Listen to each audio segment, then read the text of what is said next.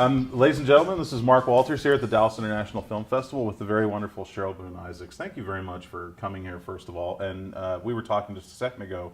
This is not your first time to Dallas. Do you want to tell me a little bit about previous visits? No, it's not my first time to Dallas.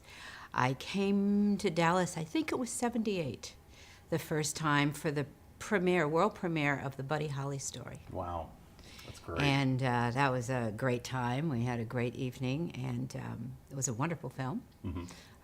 Really enjoyed working on the film and being in Dallas.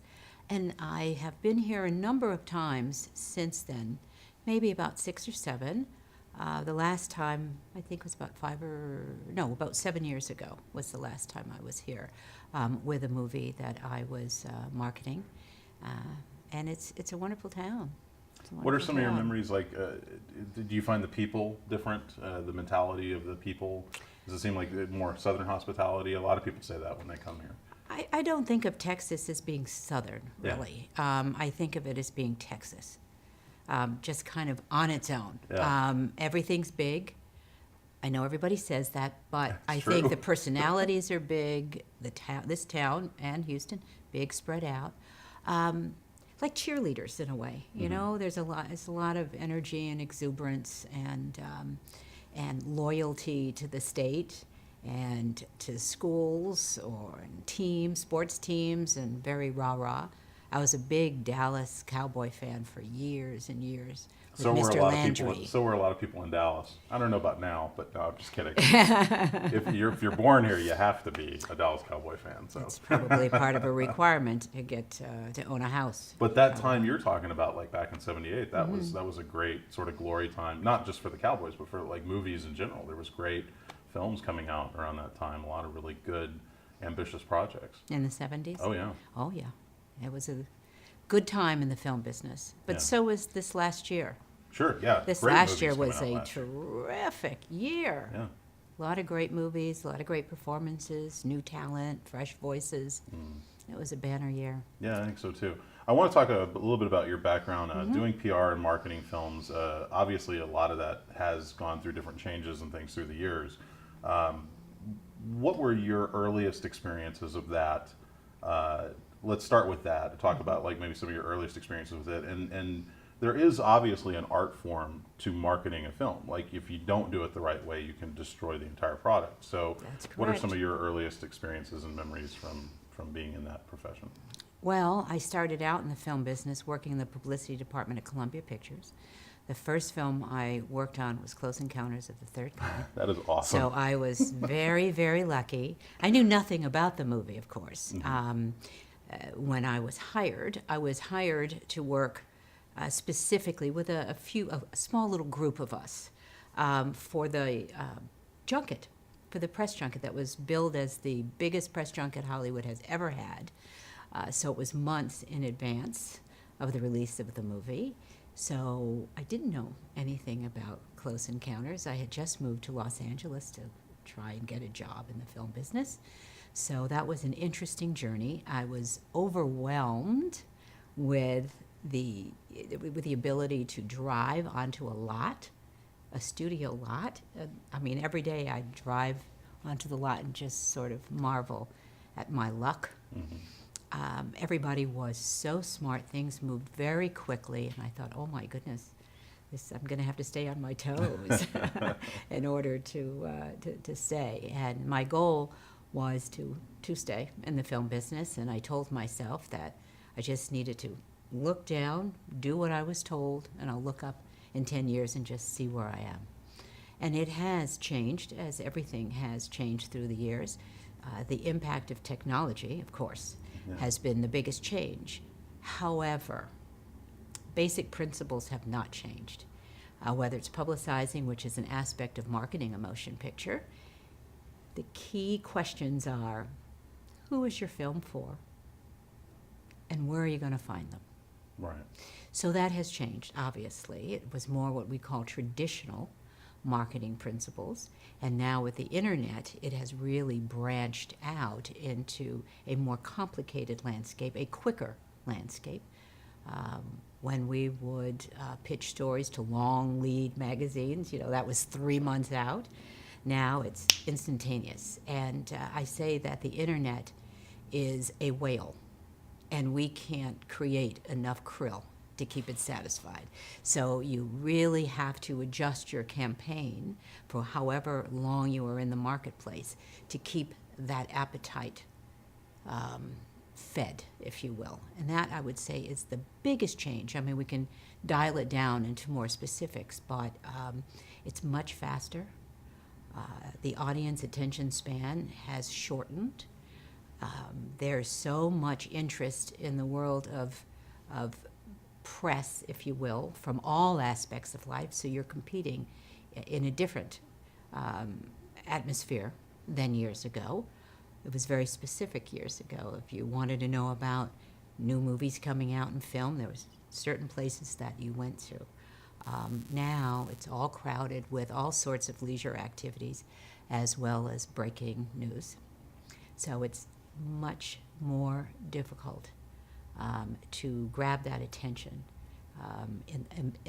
as we say, amidst all of the noise that's out there. You know, Yeah. How do you find your space in all of that arena and be able to hold on to it until the audience, your audience, has caught on? Right, and also speaking of the internet, the to me one of the biggest problems with it. When I was a kid, I was always into movies, and I would immerse myself in film magazines and behind-the-scenes magazines. And nowadays, you know, any movie that comes out, there's almost an overabundance of information on the internet. There's clips from the movie, there's, you know, reviews from the movie several months ahead of time, to where I think it kind of takes away some of the fun of being able to anticipate the film, you know, and really go into it blindly and not know, you know, getting that experience the right way. That to me is what I think the internet has kind of hurt in the process. I so agree. Yeah. Growing up, and certainly even, you know, when I started, I was in '77 in the film business, the big thing was to go to opening day, right? I mean, I guess that's now, because certainly the opening weekend is still very important and has been for a while. But you went knowing very little. Mm-hmm. One of my greatest experiences when I was not in the film business, it was a year before, was going to a screening in San Francisco, where I lived at the time, at the North Point Theater, May 1st, on a Sunday morning, to see this movie that I had just heard about the night before, and it was called Star Wars. Had no idea. I knew it took place in space. It had two words that were not of interest to me. Star Wars? Okay. And even though I was a Star Trek TV fan, it's still, I didn't know much about it.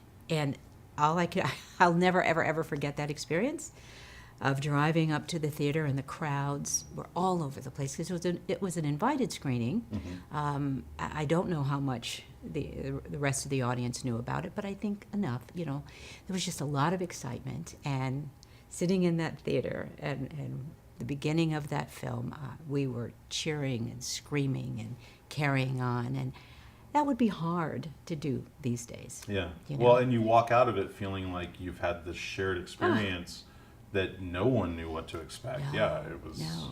Oh, yeah. So it's like it dropped in a particular place, and then it just ricocheted out and just kept building. Mm-hmm. But, you know, the price of films is very expensive. The price of marketing films Sure. is astronomical.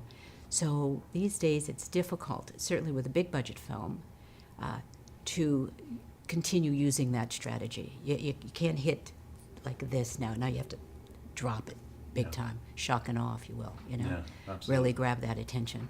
You are now in charge of the Academy Motion Picture of Arts and Sciences, and that was as of last year. Like, congratulations, by the way. Thank you. As of I think summertime. it's very well deserved. You've obviously put in your time in this industry. You deserve this.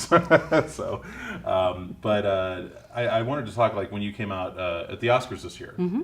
which I think was one of the best Oscars we've ever had. It was fun. It was energetic. It was a fun time, and I don't think we often get that at the Oscars. You know, where we can watch it and really say, "I'm having a blast watching this."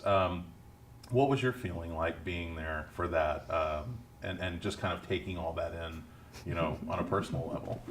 Well, I've been attending the Oscars for many years, on and off, but I don't know how many times, probably around 25 or more times that I have sat in the audience. But of course, this time it was different.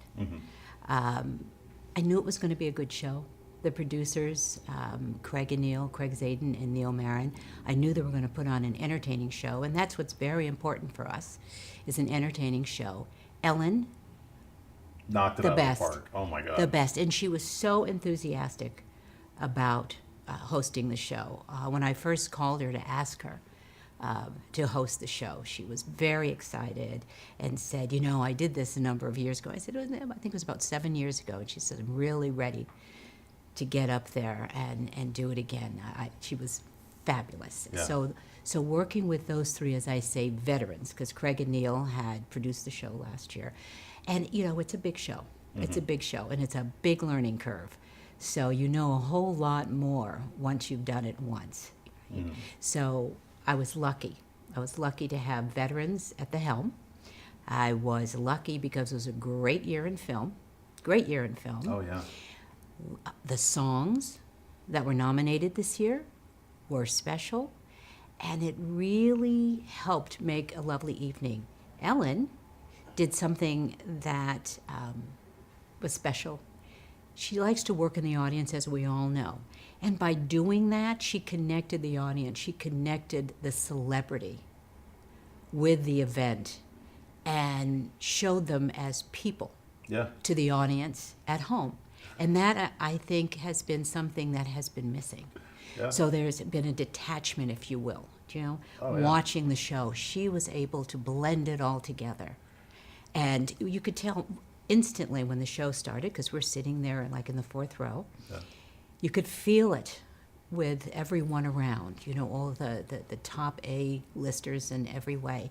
There was just a sense of calm, anxiety going away. We're going to have fun. She really set the tone instantly, and that allowed everybody to be looser and have more fun, and it showed. I'm curious. Do you guys know, like, when she goes out in the audience to do the pizza thing, which was so funny, and again, very much what you're talking about, like, hey guys, pony up some dough for the pizza guy. Do you know that's going to happen, or is that kind of loosely planned, or I mean, how much of that It's planned. Yeah. It is planned. All the way specifically, no. Okay. Because it is to a point. However, you need to let the host, and in this case, perfectly, run with it, if you will. So there is a structure that we know that she is going to do some interaction in the audience, and then as it grows and gets closer, you get a sense of it, but not until it really happens, which is that spontaneity, I think, is what resonates with everybody in the audience as well as at home. If it's too scripted, it's going to look like that. You're going to pick it up in a heartbeat. So you have to leave it loose enough to let it be what it's going to be. The selfie in particular. Oh my that got It was terrific. very big. And I remember Jared Leto was sitting way on one side of the theater from where this activity was happening. He flew across. So I wondered about that, because when he got in there so fast, I thought, wasn't he like way Yeah. over there? And that just showed how everybody sitting into there it, was yeah. into the night. Yeah. They were really into the night. So It was great. It was one of the probably the most fun Oscars I can recall seeing in my lifetime. And you still consult on films, like when it comes to marketing and things like that. You still weigh in on it. I do. I haven't hardly at all this year, because I've been focused on my position as president. It's even though I've been involved with the Academy for many, many years and been on the board for many years, it's still different when you're sitting in that chair. And I wanted to absorb everything that I could. Have you seen anything that is really wowing you right now? Is there something that maybe you think, like, this is a film to be on the lookout for? No, because I have not seen any new films Right. in the last month or two. Well, you've been a little busy. A little busy, a little busy. But I do. I see everything, and as much as I can, which I would say a good 90+%, I see on the big screen. Yeah. The way- Cheryl, we appreciate you so much being here, and it's been a thrill talking to you. And I know you're going to get a chance to see some of Dallas today, so I'm Looking anxious forward to I'm it. anxious to hear what you think about like some of our new digs that we got going on out there. So, but thank you for coming to the Well, Dallas thank you International very Film. It's a much. pleasure to have you here. Thank you. Thank you so much. Thank you, everybody.